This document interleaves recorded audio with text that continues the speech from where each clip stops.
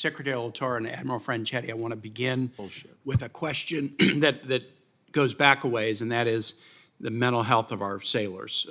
As you know, and Secretary Del Toro, I thank you for accompanying me in the Hampton Roads area in the last couple of years. We've had some serious issues with suicides among our sailors, and we had 2 different units in Hampton Roads, very different circumstances, but there were some commonalities. One, folks who were connected with the refueling of the George Washington, which was in dock for a very long time. And second, the Mid-Atlantic Regional Maintenance Center, 2/3 of whose personnel are sailors assigned to that billet, but 1/3 of whose personnel were sailors in the fleet who became assigned to the billet on a limited duty status because they were pregnant, because they had a physical injury, because they had a mental health issue, because they had a disciplinary challenge in the fleet. The suicides that happened at the Mid-Atlantic Regional Maintenance Center were all among the limited duty staff who were there for kind of an unknown period. They weren't, unless it was for pregnancy, people didn't know when or if they would be returning to the fleet, and they didn't know when they would know the answer to that question.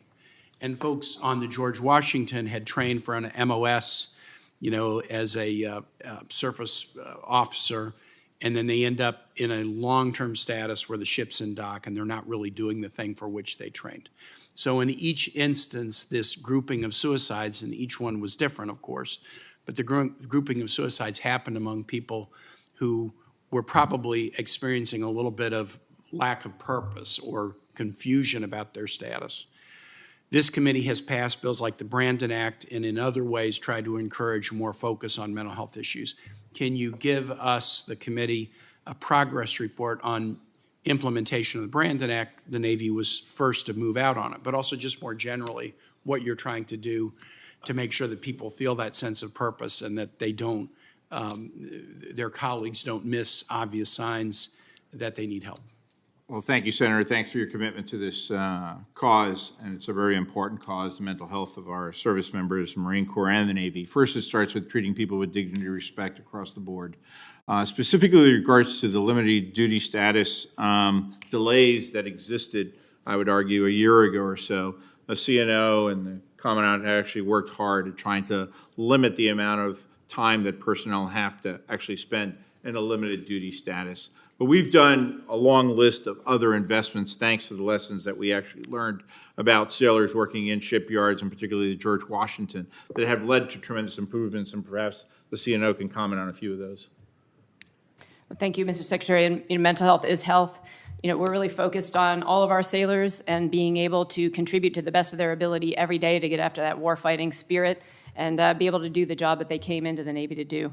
After that, we stood up at the direction of the Secretary, quality of service cross-functional team to really dive into a lot of the challenges that were experienced by the sailors there in the Hampton Roads area, and we're continuing to make good progress on those. In terms of mental health specifically, though, we put out a mental health playbook. It's a really one-stop shopping for sailors at every level of leadership to be able to provide all the different resources available to someone, to be able to connect them, whether it's a chaplain, whether it's mental health, whether it's military family life counselors, to really no wrong door of folks being able to get assistance that they need. The other one is that we found, to reduce the stigma of potentially seeking assistance is to put the assistance closer. So we have 43% of our mental health and behavioral health techs are with our operating forces right now. And I would say the last one on LIMDO, we're doing a LIMDO sprint right now, but a couple of the things that we've done already are establishing a coordinator at each command to be able to really coordinate what each one of those people are doing. And then we're looking at what is the limited duty condition and what can they actually do to give them meaningful jobs, meaningful work, and that sense of purpose until that is remedied. The other last one is on the looking very closely at our shipyard manning for extended overhaul periods to make sure that a sailor doesn't do their entire first tour enlistment in a 5-year overhaul, that they actually have an opportunity to go and do what they came in the Navy to do. Those are just a couple examples. One last question very quickly. The industrial base is currently producing Virginia-class subs at 1.3 a year. We need to be 2 a year for our sake and 2.3 a year to meet our commitments to AUKUS.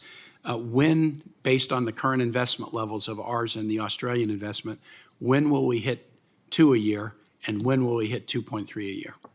Well, Senator, I'm proud to report that in the immediate, actually, we're at just slightly less than 1.4 now. So the investments that we have made in the shipbuilding industry and the submarine industrial base, for example, are starting to finally pay off. And keep in mind as well, too, the continuing resolution of 6 months delay prevented us from making those investments until just recently as well. So I'm hopeful that by 2028, 2029 period, hopefully, we'll be able to get back up to the 2.0, 2.33 production rate that's necessary to be able to support AUKUS and support our submarine base as well, too.